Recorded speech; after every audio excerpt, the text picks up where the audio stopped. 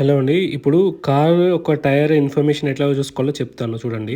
So, vehicle info అని చూస్తే దాంట్లో మనకి టైర్ ఎంతుందో చూపిస్తుంది. 33, 33, 32, 32 డిస్‌ప్లే ఉంది. కానీ మనకు తెలవాల్సింది ఏంటి? అసలు ఎంత కొట్టియాలి?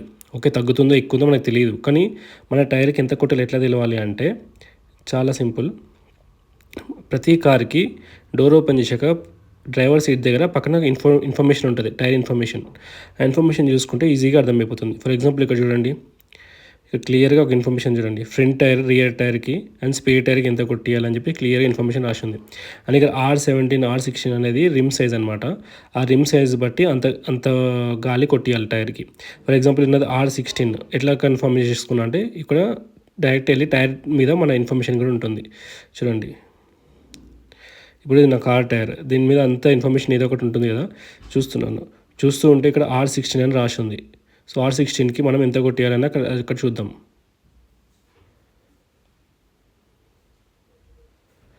R16కి 32 PSI కొట్టియాలి. సో, ఈ విధంగా టైర్ సైజ్ బట్టి ఏ టైర్‌కి ఎంత గాలి కొట్టాలో ఇక్కడ ఇన్ఫర్మేషన్ ఈజీగా క్లియర్ ఉంటుంది. ఇది ఒక్క నా కార్‌కి కాదు, ప్రతి కార్‌కి ఇన్ఫర్మేషన్ ఇలా రాసి ఉంటుంది. కొంచెం కిందికో, పైకో, పక్కకో ఎక్కడనో ఉంటూ ఉంటుంది. కొంచెం చెక్ చేయండి తెలిసిపోతుంది. సో, ఆ టైర్ బట్టి ఆ టైర్‌కి ఎంత గాలి కొట్టేయాలనేది ఈజీగా తెలుసుకోవచ్చనమాట. ఇలాంటి ఇన్ఫర్మేషన్ కావాలంటే నా ఛానల్‌ని సబ్స్క్రైబ్ చేసుకోండి. Thank you.